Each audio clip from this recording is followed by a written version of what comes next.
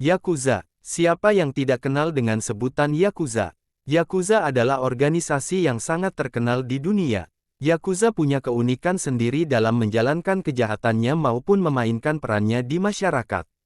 Yakuza layaknya organisasi, memiliki kantor, anggota, dan aturan main, dan uniknya gosip tentang organisasi ini tetap hidup bahkan dibukukan oleh banyak penulis asing. Berikut 10 fakta tentang Yakuza.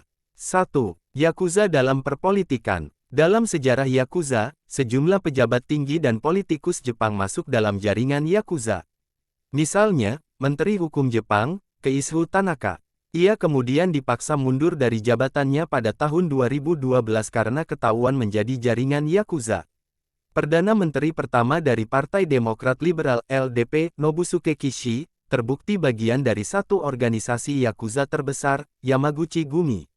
Pada 1971, Nobusuke dan sejumlah politikus memberikan bantuan uang untuk pemimpin Yamaguchi Gumi yang dihukum membayar ganti rugi atas satu kasus pembunuhan. Dia juga menghadiri pemakaman dan pernikahan sejumlah anggota Yakuza. Partai LDP yang menjalankan pemerintahan selama 58 tahun melakukan pendokumentasian orang-orang yang menjadi jaringan Yakuza. Pendokumentasian itu berlangsung 54 tahun lamanya.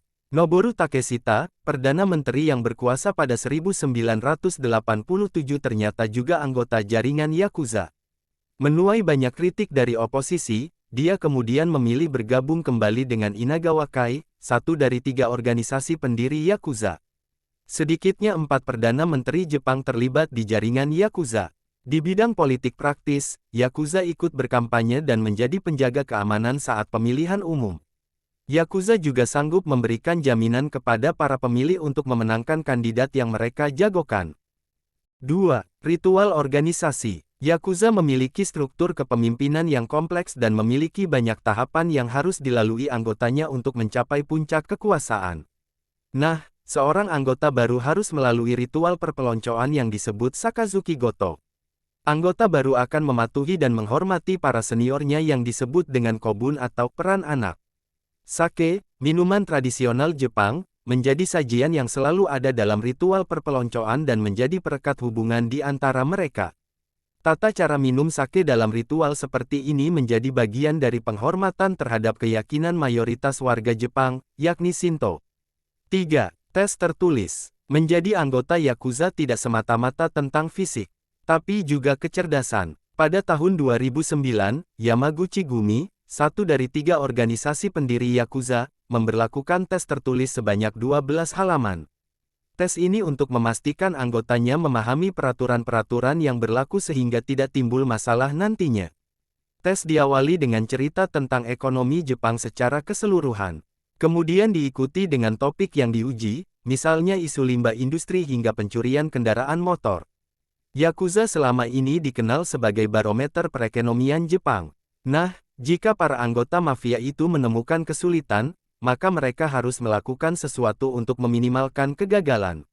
Baca, Yakuza rekrut anggota secara online.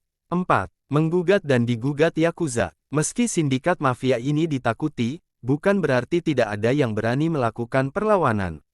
Seorang perempuan pemilik bar telah menggugat pemimpin Yamaguchi Gumi yang paling berbahaya, Kenichi Shinoda. Perempuan ini keberatan dengan aksi pemerasan oleh anak buah Kenichi dengan berdalih uang keamanan disertai ancaman membakar barnya jika tidak membayarnya. Perempuan itu menuntut bayaran 17 juta yen atau 2,8 juta dolar dalam gugatannya. Sebelumnya, sekelompok warga mengusir geng Dojinkai, jaringan Yakuza, dari markasnya di kota Kurume pada tahun 2008. Dengan alasan mereka sepantasnya hidup aman dan untuk itu mereka menuntut gangster itu lenyap dari kota mereka. Meski mendapat banyak tuntutan hukum, Yakuza juga pernah mengajukan gugatan. Misalnya, anggota mafia Yakuza di selatan Jepang, Kudokai, tak terima diberi label berbahaya oleh penegak hukum. Mereka dituding berbahaya karena terlibat sejumlah serangan granat terhadap lawan-lawannya. Pengacara mereka berargumen label itu tidak adil dan dianggap melanggar konstitusi Jepang. 5. Tato. Satu ikon terkenal dari Yakuza adalah tato yang memenuhi seluruh tubuh mereka. Mereka menggunakan metode tradisional Jepang untuk membuat tato, yang dikenal sebagai irezumi. Tato ini sebagai tanda keberanian melawan rasa sakit atas metode pembuatan tato di tubuh. Umumnya tato bergambar naga, pegunungan, dan perempuan. Menariknya, tato ala Yakuza kini disenangi oleh orang-orang yang tak ada kaitan dengan Yakuza. Stigma tato pun masih melekat kuat di masyarakat Jepang. Sampai-sampai wali kota Osaka melarang pekerjanya menggunakan tato. Pemerintah menawarkan cara untuk menegakkan larangan itu, yakni menghapus tato, keluar dari pekerjaan, atau cari pekerjaan lain di perusahaan swasta. 6. Yubitsume. Anggota-anggota Yakuza yang tidak menjalankan kerja yang seharusnya mereka lakukan dipaksa memotong jarinya. Pemotongan bagian tubuh yang umumnya adalah jari disebut yubitsume. Biasanya pemotongan pertama bagian badan adalah jari kelingking bagian kiri. Makanya, banyak anggota Yakuza dikenal dari jari mereka yang hilang bekas dipotong. 7. Majalah Yakuza. Untuk pertama kali Yamaguchi Gumi menerbitkan majalah untuk sekitar 28.000 anggotanya pada awal tahun 2013. Majalah itu diberi nama Yamaguchi Gumi Shinpo. Isi majalah tentang artikel-artikel yang bercerita tentang pengalaman mereka. Berhubung jumlah anggotanya yang terus menurun, majalah ini dipandang sebagai cara untuk membangkitkan semangat. 8. Aktivitas sosial Yakuza. Saat Jepang dilanda tsunami pada tahun 2011, Yakuza termasuk organisasi yang pertama tiba di lokasi dan memberikan bantuan kepada korban tsunami. Sebelumnya, saat gempa menerjang Kobe, kota terbesar kelima di Jepang, Yakuza dengan menggunakan sepeda motor, kapal bot, dan helikopter mengirimkan bantuan.